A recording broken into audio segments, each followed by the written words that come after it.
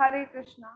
हम लोग श्रीमद् भागवतम के कैंटो 10 चैप्टर 3 21 श्लोक तक हमने कल किया था, जिसमें बात यहाँ तक चल रही है कि भगवान वसुदेव जी के घर प्रकट हुए हैं और अभी भगवान विष्णु स्वरूप में चतुर्भुज रूप में प्रकट हुए हैं। उन्हें देखकर पहले तो वसुदेव जी बहुत ज्यादा आश्चर्यचकित हुए। उसके बाद वो समझे कि ये भगवान है, और जब भगवान समझे तो उन्होंने उनकी प्रार्थना करना स्टार्ट किया, उनकी स्तुति करना स्टार्ट किया, प्रेयर्स करना स्टार्ट किया भगवान की। तो उसी सीक्वेंस में हम चल रहे थे। कल तक बात यहाँ तक आई थी कि वसुदेव जी भगवान से कह रहे हैं कि आप क्यों प्रकट होते हैं। तो गीता के श्लोक से बताया गया है कि भगवान का जो प्राइमरी रीजन है वो ये है कि वो भक्तों के लिए आते हैं। जो उस टाइम भक्त है उनके साथ लीला करने के लिए आते हैं, और इन फ्यूचर हम जैसे पतित आत्माओं पर भी कृपा करने के लिए भगवान आते हैं कि उनका लीला श्रवण करके, उनका नाम जाप करके, उनके गुणों के बारे में सुन के, भगवान ने क्या क्या लीलाएं करी है वो सुन के, उनके नामों को सुन के हम पवित्र हो सके और भगवत धाम पहुंच सके। उसी सीक्वेंस में हम आगे चल रहे हैं। आज हम लेते हैं 22 श्लोक। हे परमेश्वर, हे देवताओं के स्वामी, ये भविष्यवाणी सुनकर कि आप हमारे घर में जन्म लेंगे और उसका वध करेंगे, इस असभ्य कंस ने आपके कई अग्रजों को मार डाला है। वे जो ही अपने सेना नायकों से सुनेगा कि आप प्रकट हुए हैं, वे आपको मारने के लिए हथियार समेत तुरंत ही आ धमकेगा। तो अब वो बात स्टार्ट कर रहे हैं, मतलब प्रेयर्स का थोड़ा एंड हो रहा है, तो उसमें ये बोल रहे हैं कि हे भगवान, हे स्वामी, आप यहाँ आए हैं। अब क्या होगा कि जब कंस को पता चलेगा कि आपने प्रकट हो गए हैं, आपने जन्म ले लिया है, तो जैसे उसने आपके जो बड़े भाई थे, जो 6 भाई हो चुके हैं, साथ का तो बलराम जी थे जो कि ट्रांसफॉर्म कर दिए गए थे देवकी जी से रोहिणी जी में। लेकिन जगत में प्रसिद्धि ये हुई थी कि देवकी जी ने गर्भपात कर दिया, तो वो 6 भाई के बारे में बात कर रहे हैं कि 6 भाई को कंस ने मार डाला है, तो वो आपको भी मार डालेगा। अब देखो ये कितनी बड़ी वो है भगवान की लीला कि एक तरफ वो भगवान को भगवान समझ रहे हैं, प्रेयर्स कर रहे हैं, और एक तरफ कह रहे हैं कि कंस आपको मार डालेगा। ठीक है, क्योंकि भगवान कृष्ण जो है जब वो आते हैं तो वो ये नहीं चाहते कि मुझे भगवान समझे। जब भगवान ने यशोदा मैया को अपने मुख में पूरा ब्रह्मांड दिखाया, तो वो अपने मन में थॉट प्रोसेस करने लगी कि ये क्या कुछ मतलब किसी ने कुछ जादू कर दिया है, या ये कुछ क्या है, ये भगवान है क्या है। लेकिन क्योंकि वो वात्सल्य भावना हमेशा रहती है, तो वो कहती है कि नहीं, मेरा ही भ्रम होगा, मेरे को कोई गलती हुई है, ऐसा हो नहीं सकता, तो लाला है, छोटा बच्चा है मेरा, ऐसा कुछ नहीं हो सकता। क्योंकि वो वात्सल्य भाव में रहती है। ये ब्रज का प्रेम है कि भगवान होते हुए, भगवान पता होते हुए वो मान नहीं पाते भगवान, और हम हमारे सामने भगवान आ जाए, हम अविद्या के कारण, हम इग्नोरेंस के कारण नहीं मान पाते भगवान है, वो प्रेम के कारण नहीं मान पाते भगवान।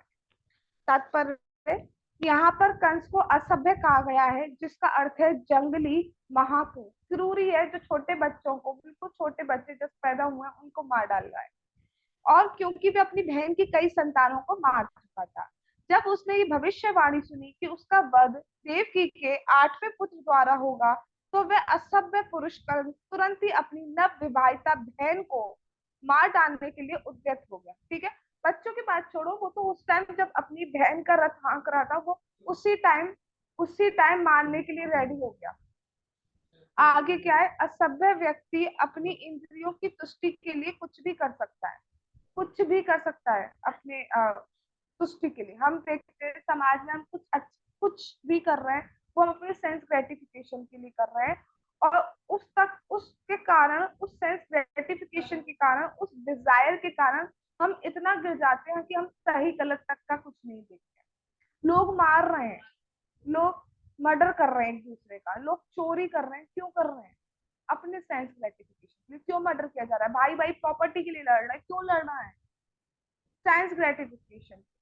इतने केस सुनने में आते हैं, ये हो गया, वो हो गया, वो हो गया, ये हो गया, क्यों? सेंस ग्रेटिफिकेशन के लिए। अपनी इंद्रिय तृप्ति के कारण वो दूसरे का सुख दुख सब कुछ भूल जाते हैं। तो वो आसुरिक प्रवृत्ति हम में आती जा रही है। ये आसुरिक प्रवृत्ति ही है कि हम दूसरे का अच्छा सोच को छोड़कर हम सिर्फ अपने सेल्फ ग्रेटिफिकेशन में, अपनी इंद्रिय तृप्ति में लगे रहते हैं। मुझे अच्छा लगता है तो उसको पाने के लिए मैं कुछ भी करूंगी, कुछ भी, चाहे वो सही हो चाहे गलत हो, कुछ भी। जैसे कि आजकल क्या हो रहा है, दूध में सर्फ मिला के बेचा जा रहा है। कुछ भी, मेरा अच्छा होना चाहिए, मुझे प्रॉफिट मिलना चाहिए। ये तो एक छोटा सा एग्जाम्पल। आगे चलते, वह शिशुओं का, गायों का, ब्राह्मणों का और वृद्धों तक का वध कर सकता है। मतलब किसी का भी वध कर सकता है। गायों का वध हो रहा है आज के टाइम पे, मतलब स्लॉटर हाउसेस खुले हुए हैं, गायों को ऐसे मारा जा रहा है। और ऐसा कहा जाता है, जो गाय का वध करता है, तो गाय के शरीर में जितने रोम है, जितने बाल हैं, उतने सालों तक, उतने हजार सालों तक उसे नरकों में रहना।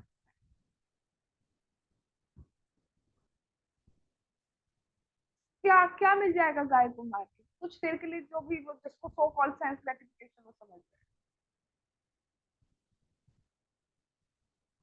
बच्चों का वध कर रहे हैं। ब्राह्म बच्चों का, छोटे बच्चों को कितना डर होने लगा है। उठा के ले जाते हैं उनको, रास्ते में भिखारी बना देते हैं। क्या क्या नहीं करने लगे हैं अपने सेंस ग्रेटिफिकेशन के लिए। मतलब इस भागवत लेक्चर में, स्पिरिचुअल लेक्चर में हमें ऐसी बात नहीं करनी चाहिए, लेकिन जब यहाँ बात आ रही है तो आम देखते हैं समाज में क्या क्या हो रहा है। किस लिए? मतलब एक बच्चे को उठाते हुए उससे आप ट्रेनिंग कर रहे हो भिखारी बनने का, और उसको रास्ते में भीख मंगवा रहे हैं। ये तो मैं बहुत छोटे छोटे एग्जाम्पल दे, क्या क्या नहीं होने लगा है, तो ये हमारे अंदर कंसी चुप गया है। वृद्धों तक का वध, वृद्धों को आप देखते हो कितने जो है old homes, old age homes ही खुलने लगे। अपने ही पेरेंट्स को नहीं रख सकते इंद्रिय तृप्ति के कारण। उसे किसी पर दया, किसी कोई दया, दया नाम की चीज ही खत्म होती जा रही है। पहले हमारा होना चाहिए, फिर हम दया करें। वैदिक सभ्यता के अनुसार यदि गायें, स्त्रियां, बच्चे, वृद्ध तथा ब्राह्मण दोषी भी हो तो उन्हें क्षमा कर देना चाहिए। ठीक है, सभ्यता के अनुसार क्या बताया गया है कि गाय, स्त्री, बच्चे, वृद्ध और ब्राह्मण, इनको हमें क्षमा कर देना चाहिए अगर गलती भी हो रही है। ठीक है, किंतु असुर गण, मतलब इनको एटलीस्ट मारना, जान से मारने का तो अधिकार किसी को नहीं है, उसको मारने का राइट तो किसी को नहीं है। और ये जो नाम दी गए, इनको मारना तो महापाप है। मारने का राइट तो हमें किसी का भी नहीं, किसी को भी नहीं। जब तक आप अथॉरिटी नहीं, आप नहीं कर सकते अथॉरिटी को। और इनको मारने की अथॉरिटी तो किसी को नहीं दी गई।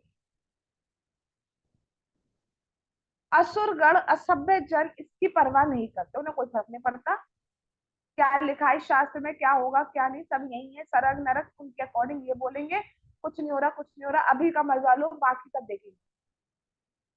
संप्रति गायों का तथा बच्चों का वध बिना रोक टोक के चल रहा है। गायों का वध और बच्चों का वध, किडनैपिंग कितना स्टार्ट हो गया है। ये सब रोक टोक, कोई रोक टोक ही नहीं, और धड़ाधड़ मारे जा रहे, कुछ मारते टाइम भी इनको दया नहीं आती।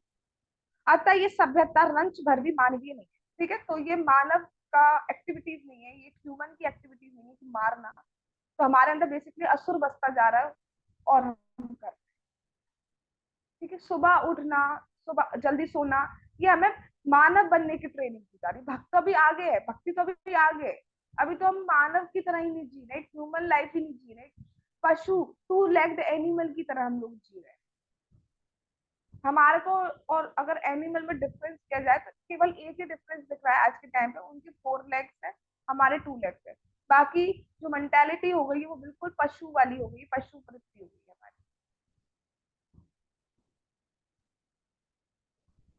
क्योंकि वो भी पशु क्या करते हैं, अपनी इंद्रिय तृप्ति के लिए किसी को भी मार सकते हैं, खा सकते हैं, जिसको मारते खाते हैं, कुछ भी कर सकते हैं, कहीं पर भी सोना, कहीं कुछ भी करना। ठीक है, और वही हम करते आ रहे हैं। तो पहले तो हमें ह्यूमन बनना है, ह्यूमन एक्टिविटीज करनी है। अब डेली नहाना, ठंड आ गई तो नहाना बंद, एक दिन छोड़ के नहाना है, ये मानव सभ्यता नहीं है। ठीक है। जो लोग इस नंदनीय सभ्यता का संचालन कर रहे हैं वे असभ्य असुर है, वो असुर ही है। ऐसे असभ्य असुर कृष्ण भावनामृत आंदोलन के पक्ष में नहीं। ठीक है, तो वो भक्ति के बिल्कुल पक्ष में रहते नहीं है, क्योंकि जब सेंस ग्रेटिफिकेशन करेंगे तो भक्ति कैसे करेंगे भाई। अब इस टाइम अगर उन्हें सेंस ग्रेटिफिकेशन करना है तो वो कथा कैसे सुनेंगे, सुन ही नहीं सकते इस टाइम कथा। वो तो अपना और कुछ एक्टिविटीज कर रहे होंगे, हल्ला गुल्ला कर रहे होंगे, पार्टी कर रहे होंगे, घूम रहे होंगे, मूवीज देख रहे होंगे, शोज देख रहे होंगे। कुछ नहीं होगा तो किसी को भी फोन मिला लिया होगा, उससे गप और तू बताओ और बताओ और बताओ और बताओ, ये चल रहे होंगे, लड़ रहे होंगे, बुराइयां कर रहे होंगे, क्या कर रहे हैं, ये सब कर रहे होंगे। और उसमें उन्हें बहुत मजा आता है, तो वो किसी तरीके से एक्सेप्ट कर नहीं सकते। नाम जाप के लिए बोला जाए तो उन्हें एक नाम लेना बहुत डिफिकल्ट हो जाता है। कर लेंगे, रात को कर लेंगे, दिन में कर लेंगे, करेंगे नहीं, एक्सेप्ट ही नहीं करेंगे, क्या हुआ नाम कर। हम मन में जाप करते, मन में चलता रहता है, तो मन में ही रोटी खा लो।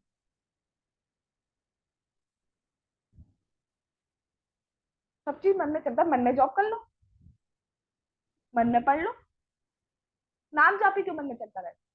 अगर मन में चल रहा है तो तुम कुछ बोल रहे हो तो मन में कैसे चल रहा है। जन अधिकारी के रूप में वे बेहिचक घोषणा करते हैं कि हरे कृष्ण आंदोलन का कीर्तन एक उद्यम है। यद्यपि भगवत गीता में स्पष्ट कहा गया है, सततम कीर्तयन्तो माम यतन्तश्च दृढ़व्रतः। इस श्लोक के अनुसार महात्मा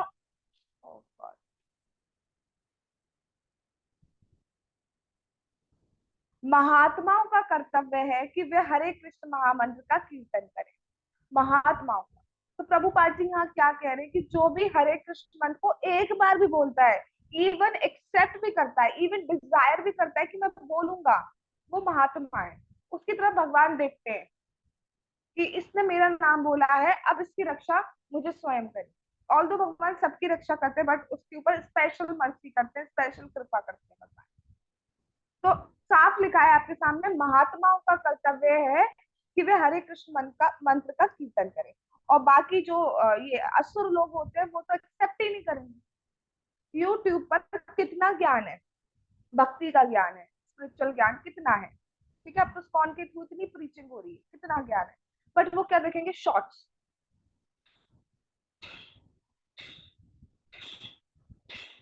मतलब इसका मतलब था लेटते हुए, बैठते हुए, खाते हुए, पीते हुए, बस शॉर्ट्स। पानी लिया, कुछ भी करते हैं। ठीक है, लेकिन खबरदार जो अगर गलती से लेक्चर लग जाए, छोड़ देंगे, ये क्या हो गया, वो नहीं सुनेंगे। यथाशक्ति सारे विश्व में इसका प्रसार करने का प्रयत्न करें। तो यथाशक्ति मतलब जितनी कैपेबिलिटी हो, जितनी कैपेसिटी हो आपके पास, इसको प्रचार करिए, प्रसार फैलाइए, जन जन पे कृपा करिए। अगर आप जेन्युइनली किसी पे दया करना चाहते हैं, किसी का हेल्प करना चाहते हैं, तो सबसे बड़ी हेल्प यही है, सबसे बड़ा खुशी उसके लिए यही होगी कि उसको इस डेथ बर्थ साइकिल से हटा दिया जाए, उसको मुक्त कर दिया जाए, और वो सो सकता है भक्ति करके, हरे कृष्ण महामंत्र का जाप करके भगवान के बारे में सुन, और किसी से नहीं। ठीक है, ऊपरी ऊपरी हमें कभी कभी और भी हेल्प करनी पड़ती है, करिए, नो डाउट। लेकिन अगर ये हेल्प नहीं करी तो वो भी, उसका भी कोई सेंस नहीं रह जाता। दुर्भाग्यवश समाज ऐसी असभ्य अवस्था में है कि इसमें ऐसे तथाकथित महात्मा भरे पड़े हैं जो गायों तथा बच्चों को मारने के लिए तथा हरे कृष्ण आंदोलन को रोकने के लिए तैयार रहते हैं। समाज में ऐसे लोग हैं कि रुक जाए, आंदोलन रोकने को तैयार है, हरे कृष्ण। अरे ये लोग इतने खुश कैसे, क्या नौटंकी लगा रखी, उनको ये लगता है। जो गलत काम कर रहे हैं, जो स्लॉटर हाउसेस खोल रहे हैं, जो ड्रिंक इन सबकी शॉप्स है, उनपे उनका बस नहीं चलता, उनको बंद नहीं कर पा रहे। ऐसे असभ्य कार्यवाहियां हरे कृष्ण आंदोलन के मुंबई केंद्र हरे कृष्ण धाम के विरोध में वास्तव में प्रदर्शित की गई। तो ये प्रभुपाद जी बात बता रहे हैं कि उस टाइम ऐसा कुछ हुआ होगा कि जो हरे कृष्ण धाम मुंबई में एक सेंटर होगा इस्कॉन का, तो वहां पे बहुत प्रदर्शन चला था उसको बंद करने के लिए, उसको रोकने के लिए। हमारा बच्चा वही से भक्ति करेगा, तो कब से करेगा। हमारा बच्चा ड्रिंक कर रहा है, हमारा बच्चा स्मोक कर रहा है, तो हम कुछ नहीं कर पा रहे हैं, बेसहारा पड़े, या फिर खुद भी कर रहे हैं हम। पर अगर जाप कर रहा है, अरे जाप कैसे कर रहा है, इतना शुद्ध कैसे हो रही है।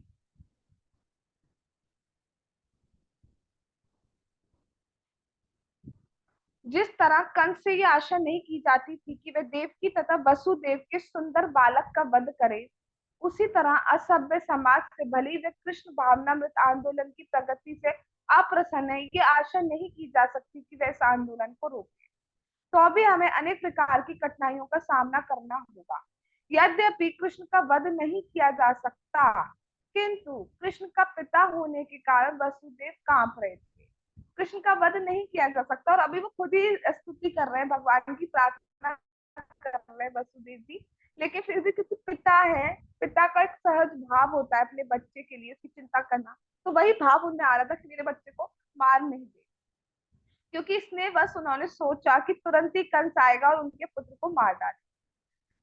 इसी तरह यद्यपि कृष्ण भावनामृत आंदोलन तथा कृष्ण विलग नहीं है और उन्हें असुरगण रोक नहीं सकते, किंतु हम भयभीत हैं कि ये असुर किसी भी समय विश्व के किसी भी भाग में इस आंदोलन को रोक सकते। बहुत सुंदर बात प्रभुपाद जी ने कहा है, वैसे सारी बात सुंदर होती है, but this one is very inspiring, कि जैसे कृष्ण को का वध नहीं किया जा सकता है कभी, लेकिन वसुदेव जी का स्नेहवश प्रेम के कारण चिंता कर रहे हैं कि कंस आके वध ना कर दे।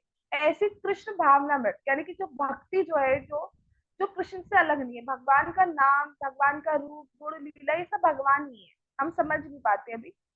तो उनको भी कभी अलग नहीं किया जा सकता, लेकिन जैसे स्नेह वश वसुदेव जी कांप रहे हैं, ऐसी प्रभुपाद जी कह रहे हैं कि स्नेह के कारण हम भी डरते हैं कि ये कभी ऐसे असुर लोग आकर बहुत ज्यादा आंदोलन को रोकने का प्रयास ना करें। लेकिन कभी इसको रोका नहीं जा सकता, ऑल दो हर चीज भगवान के कंट्रोल में। ठीक है जी, ये बात कही, इतनी बात क्लियर है सबको।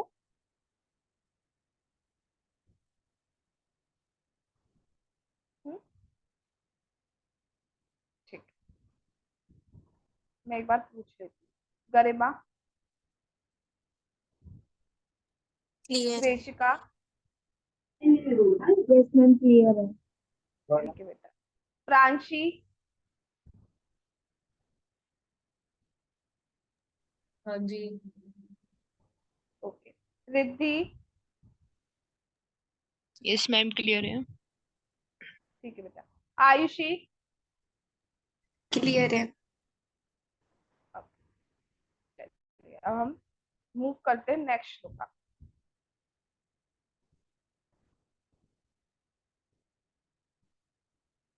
श्री शुका उवाचा, सुखदेव गोस्वामी कौन है, हमने फर्स्ट सेशन में पढ़ा था, जो कथा सुना रहे हैं परीक्षित महाराज।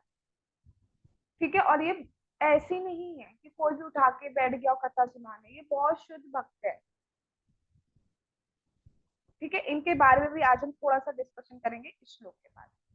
सुखदेव गोस्वामी ने कहा, तत्पश्चात ये देखकर कि उनके पुत्र में भगवान के सारे लक्षण हैं, कंस से अत्यधिक भयभीत तथा असामान्य रूप से विस्मित देव की भगवान से प्रार्थना करने लगे। तो अभी तक वसुदेव भगवान से प्रार्थना कर रहे थे, अब जब देवकी जी भी देख रही हैं अपने बच्चे को, लेकिन बच्चे के साथ उन्होंने देखा कि ये तो पूरे पूरे क्या, ये तो भगवान है, जो वस्त्र के साथ पैदा हुए हैं, जो ऑर्नामेंट्स के साथ पैदा हुए हैं, केश है जिनके, कोई बच्चा केश रहित पैदा नहीं होता, ऐसे भगवान है, चतुर्भुज रूप है, और इतनी दिव्य ज्योति निकल रही है कि पूरा जेल जो था, पूरा रूम जो था, वो चमक रहा था, रोशनी हो गया था, जबकि वो जो रात थी वो बहुत अंधेरी रात थी, हम पढ़ चुके हैं, बादल उमड़ आ रहे थे, लेकिन स्टिल वो चमक रहा था, जैसे कि 100 सूर्य एक साथ एक ही रूम में आ गए, इतनी रोशनी। तो समझ गई भगवान। तो उन्होंने भी जब भगवान को देखा, तो अब देवकी जी भी पीछे नहीं हटती, भगवान के सामने तो भाई प्रेयर करनी चाहिए, इस समय ये शिक्षा मिलती, तो उन्होंने प्रेयर करना, उन्होंने भी स्टार्ट कर रहे। वो उन्होंने क्या प्रेयर स्टार्ट करी वो हम कल करेंगे, आज नहीं करेंगे। अभी इसके बाद हम लोग सुखदेव गोस्वामी के बारे में से थोड़ा सा सुनेंगे। इस श्लोक का सुविस्मिता शब्द महत्वपूर्ण है, जिसका अर्थ है चकित। देवकी तथा उनके पति वसुदेव को आश्वासन दिया गया था कि उनका पुत्र भगवान है। अतएव कंस द्वारा अवध्य, अवध्य मतलब जिसको मारा नहीं जा सकता। भगवान है, भगवान को मारा जा ही नहीं सकता, किंतु स्नेह के वशीभूत, प्रेम के कारण, जब बहुत ज्यादा प्रेम होता है ना तो भूल जाते हैं भगवान, बस चिंता होने लगती है मेरा बच्चा, वही चीज हुई। तथा कंस की पूर्व निशंसता को सोचकर वे भयभीत हो रहे थे कि कृष्ण का कहीं वध ना हो जाए, इसलिए सुविस्मिता शब्द का प्रयोग हुआ है। इसी प्रकार हम भी ये सोचकर हैरान हो जाते हैं कि ये आंदोलन असुरों द्वारा कुचल डाला जाएगा या निर्भय होकर आगे बढ़ता जाए। ठीक है, तो प्रभुपाद जी यहाँ कह रहे हैं जैसे कि उन्हें प्रेम के कारण चिंता हो रही है कि वध ना कर दे कंस, ऑल्दो भगवान का वध नहीं किया जा सकता, ऐसे हमें भी चिंता होती है कि जो आंदोलन है, कृष्ण भावनामृत जो है, इसको बंद ना किया जाए, क्योंकि आसुरी प्रवृत्ति बढ़ती जा रही है और आगे और बढ़ती जा रही है। ठीक है, ऑल दो उसको अलग नहीं किया जा सकता है कभी, जैसे कृष्ण को नहीं मारा जा सकता, ऐसी भक्ति कभी खत्म नहीं होती है।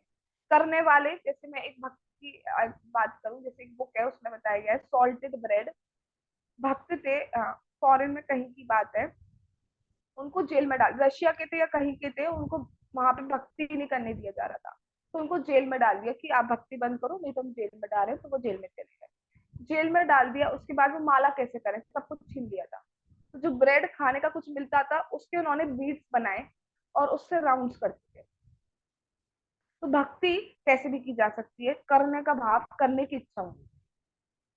और जब उन्होंने शरीर छोड़ा तो वो बैठे, बस आईज क्लोज की, मुस्कुराए और छोड़ दे शरीर। हरे कृष्ण कर।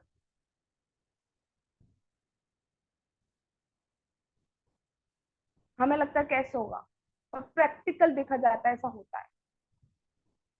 तो जो जेलर वगैरह थे और जो भी होते हैं, वो देख के बड़े मतलब हैरान थे, अरे ये कैसे हंसता हुआ कोई गया।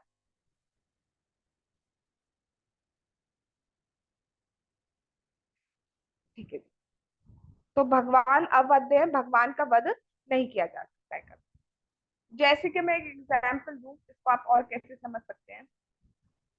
कोई लड़का है, ठीक है, वो मतलब बहुत शक्तिशाली है और बहुत मतलब जितने भी वेपन्स है वो लेके चल रहा है।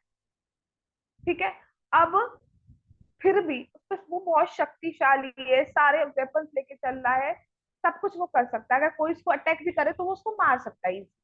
लेकिन फिर भी जो एक माँ होती है वो चिंता करती है ना, मेरे बच्चे को कुछ हो नहीं जाए, चाहे वो कितना भी कैपेबल हो फिर भी उसको चिंता हो। ऐसे यहाँ पे, ये तो एक मटीरियलिस्टिक एग्जाम्पल है, ऐसे यहाँ पर ऑल तो भगवान मतलब सब कुछ भगवान से, भगवान की इच्छा करेंगे सब कुछ खत्म, सब कुछ कुछ भी हो सकता है, भगवान को मारा जा ही नहीं सकता, इवन सोल को भी, हमको भी नहीं मारा जाता, हमारी बॉडी छूटती है, हमको तो वही की वही रहती है। तो इसलिए देव की जो वसुदेव जी को चिंता हो रही है प्रेम के कारण। थिंकिंग इन ओके, अब हम थोड़ा सा सुखदेव गोस्वामी के बारे में सुनते हैं कि जो ये कथा सुना रहे हैं वो है कौन। क्या वो ऐसी कोई है सड़क छाप जिन्होंने सुनाने बैठ गए? नहीं। सुखदेव गोस्वामी की अगर हम बात करें तो कथा ऐसे आती है कि एक बार शिव जी पार्वती जी को कथा सुनाना चाहते थे। पार्वती जी ने कथा पूछी, शिव जी ने कहा कि ये कथा ऐसे नहीं सुनाई जाती है, ये बहुत कॉन्फिडेंशियल नॉलेज है, बहुत रहस्य है, इसको ऐसे ही नहीं सुनाना चाहिए, फिर भी सुनना है तो हमें चेक करना कर लेना चाहिए कि यहाँ पे और कोई नहीं होना चाहिए, कोई भी ऐसा वैसा कुछ भी कोई और नहीं होना चाहिए। तो उन्होंने चेक किया, कोई नहीं था, तो वो बैठ गए लेकिन पेड़ था और पेड़ के ऊपर एक तोता बैठा हुआ था। ठीक है, वो तोता बैठा हुआ था, वो उन्हें पता नहीं चला। अब शिव जी ने कथा स्टार्ट करने से पहले पार्वती जी से कहा कि मैं कथा सुना रहा हूँ, तो मैं हो सकता है कथा में बीच में भाव की वजह से या कैसे भी आईज क्लोज करके मैं सुना सकता हूँ, तो आप बीच में करती जाना, जिससे कि मुझे पता चलता है कि चलता जाए आप सुन रहे हो। पार्वती जी ने कहा ठीक है, उन्होंने कथा सुनाना स्टार्ट किया, और वो कथा कौन सी थी? वो कथा भागवतम ही थी, जिसके बारे में हम पढ़ रहे हैं, वो कथा भागवतम की। इसलिए कहा जाता है कि शिव जी जो है परम वैष्णव है, भगवान की कथा ही करते रहते हैं। तो वो कथा सुना रहे थे, पार्वती जी करती जा रही थी।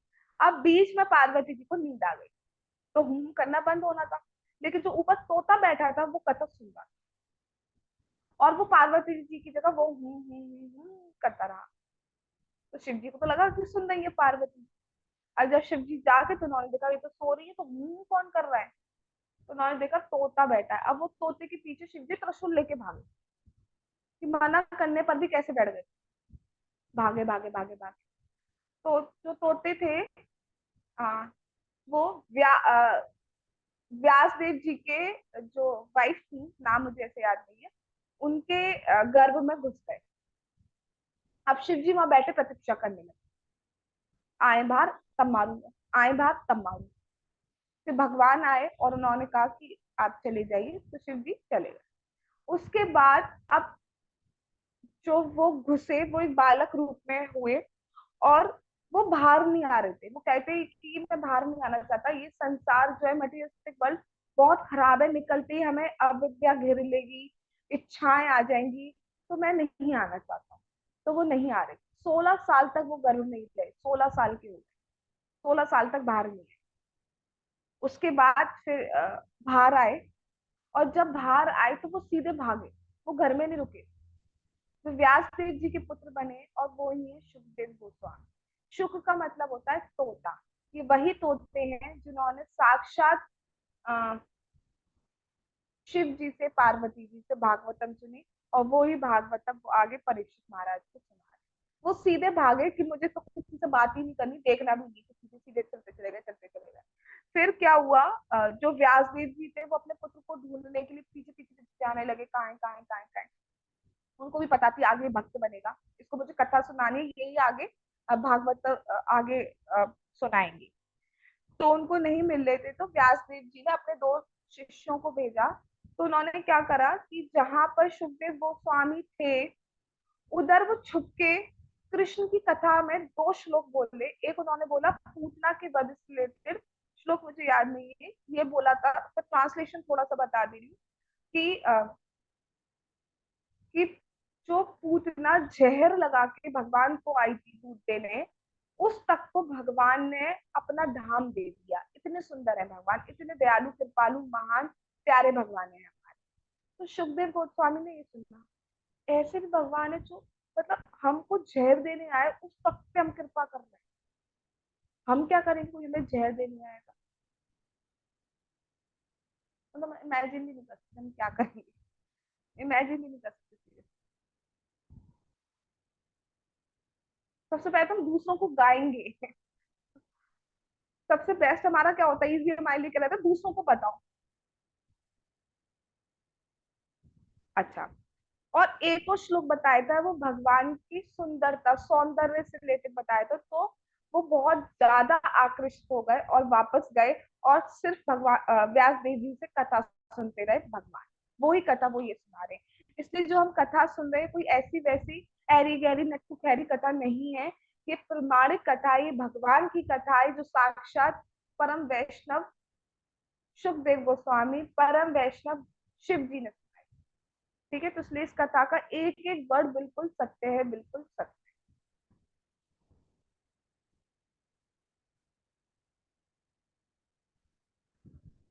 उसके बाद देवकी जी अब प्रार्थना करना स्टार्ट कर रही हैं, तो वो हम कल करेंगे। आज नहीं लेते ये श्लोक हम कल।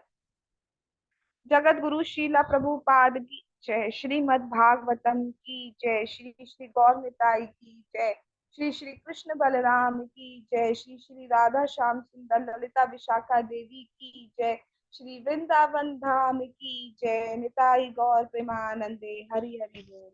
हरे कृष्णा कृष्ण कृष्णा हरे हरे, हरे रामा राम राम हरे